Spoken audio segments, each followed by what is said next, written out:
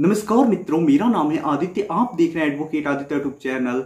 घरेलू हिंसा से महिलाओं का संरक्षण अधिनियम 2005 महिलाओं की सुरक्षा के लिए लाया गया था, लेकिन वर्तमान समय में कुछ ऐसी महिलाएं हैं जो इस अधिनियम का प्रयोग, जो इस कानून का प्रयोग हथियार के रूप में कर रही हैं। झूठा मुकदमा अपने पति और पति के घर वालों के ऊपर लगा दे रही हैं इस अधिनियम के तहत, जिसकी वजह से पति और पति के घर वाले काफी ज्यादा प्रताड़ित हो रहे हैं, परेशान हो रहे हैं। तो ऐसे में माननीय सर्वोच्च न्यायालय ने ऐसे पति जिनके ऊपर झूठा घरेलू हिंसा से महिलाओं का संरक्षण अधिनियम के तहत मुकदमा दर्ज हो जाता है, उनके बचाव में बहुत ही ज्यादा इंपॉर्टेंट एक जजमेंट दिया है। इस जजमेंट के जरिए ऐसे पति जिनके ऊपर झूठा घरेलू हिंसा का मुकदमा दर्ज हो जाता है, उनका काफी बड़ा बचाव मिलेगा और काफी उन्हें राहत मिलेगी। तो आज मैं आपको उसी जजमेंट के बारे में बताने वाला हूं। तो अगर आपके ऊपर डीवी एक्ट के तहत मुकदमा दर्ज हुआ है तो ऐसे में इस जजमेंट को बारीकी से समझिएगा, सारी चीजों को ध्यान से समझिएगा,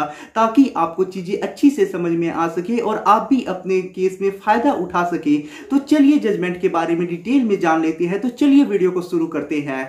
ऐसे स्टूडेंट जो क्लैट 2022 की तैयारी कर रहे हैं उनके लिए एक सुनहरा अवसर ओली बोर्ड लाया है, free mock test for CLAT 2022।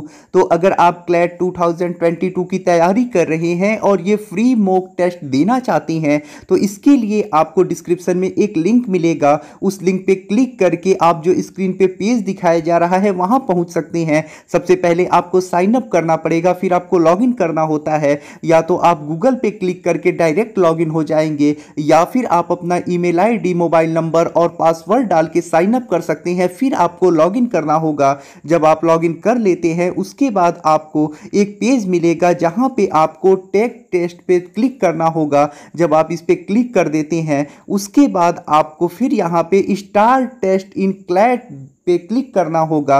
जब आप यहां पे क्लिक कर देते हैं उसके बाद आपका टेस्ट स्टार्ट हो जाएगा। आप जो भी क्वेश्चन आपसे पूछे जाएंगे यहां पे स्क्रीन पे दिखाई देंगे और उसका विकल्प भी आपको वहीं पे मिलेगा। आपको ऐसे ही जो भी आपके सामने क्वेश्चन आएंगे आपको उसका जवाब देते जाना है और लास्ट में आपको सबमिट बटन पे क्लिक करना है। जब आप क्लिक कर देते हैं उसके बाद आपका रिजल्ट आपके सामने आ जाएगा। इससे आप अपनी गुणवत्ता जान पाएंगे कि आपकी तैयारी किस स्टेज तक पहुंची है।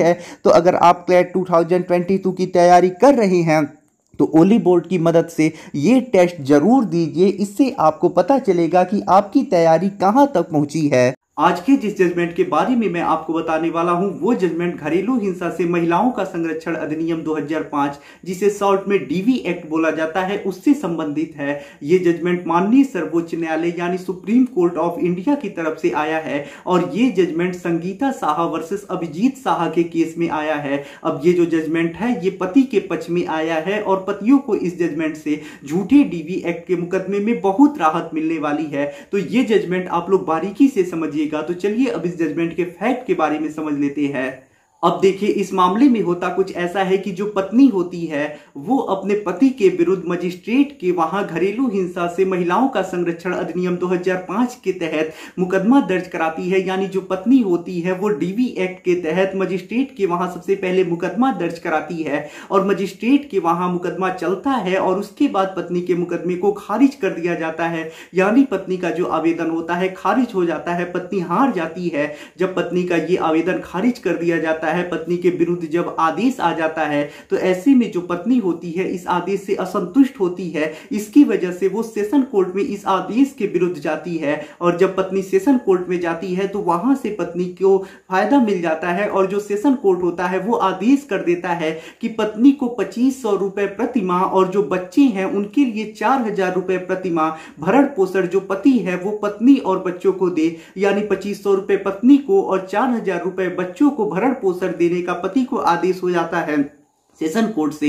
अब देखिए, जो पति होता है अब वो इस आदेश से असंतुष्ट होता है तो ऐसे में वो हाई कोर्ट आता है इस आदेश के विरुद्ध। अब जब पति हाई कोर्ट आता है तो हाई कोर्ट यही कहता है कि जो मजिस्ट्रेट ने आदेश दिया है बिल्कुल सही आदेश दिया है, क्योंकि पत्नी के साथ किसी प्रकार का कोई प्रताड़ना ही नहीं हुई है, उत्पीड़न ही नहीं हुआ है। पत्नी के पास कोई ऐसा साक्ष्य नहीं है जिसकी वजह से पत्नी साबित कर पाए कि उसके साथ किसी प्रकार की कोई घरेलू हिंसा हुई है। तो ऐसे में घरेलू हिंसा के तहत पत्नी को कोई भी लाभ मिलने का, उसे किसी प्रकार का कोई अनुतोष मिलने का हक नहीं है। और ऐसे में जो मजिस्ट्रेट का आदेश रहता है, हाईकोर्ट जो होता है उसे बरकरार कर देता है और सेशन कोर्ट का जो आदेश होता है उसे खारिज कर देता है।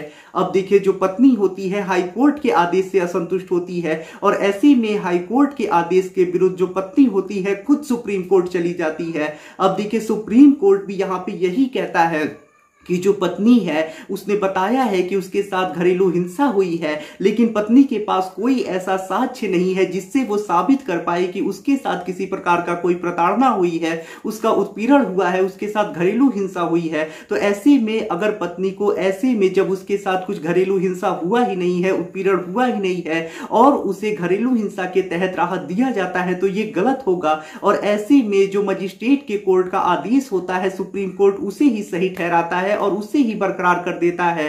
तो ऐसे में पत्नी का हर जगह से हार होता है और पति को सफलता मिलती है। तो यहां पे सर्वोच्च न्यायालय ने यह चीज स्पष्ट कर दी है कि अगर कोई पत्नी घरेलू हिंसा के तहत मुकदमा दर्ज कराती है तो पत्नी को यह चीज साबित करना पड़ेगा कि उसके साथ उत्पीड़न हुआ है, उसके साथ घरेलू हिंसा हुआ है। अगर वो साबित नहीं कर पाती है तो ऐसे में पति को फायदा मिलेगा, पत्नी का मुकदमा खारिज हो जाएगा। तो अगर आपकी पत्नी ने आपके विरुद्ध घरेलू हिंसा का मुकदमा किया है तो ऐसे में पत्नी ने जो भी आरोप लगाए हैं उसे आपको झूठा साबित करना है। अगर आप झूठा साबित कर देते हैं या फिर पत्नी साबित नहीं कर पाती है अपने आरोपों को तो ऐसे में पत्नी मुकदमा हार जाएगी। अगर आप भी उन आरोपों को झूठा साबित कर देते हैं तो भी पत्नी हार जाएगी, पत्नी खुद नहीं साबित कर पाती है तो भी पत्नी हार जाएगी।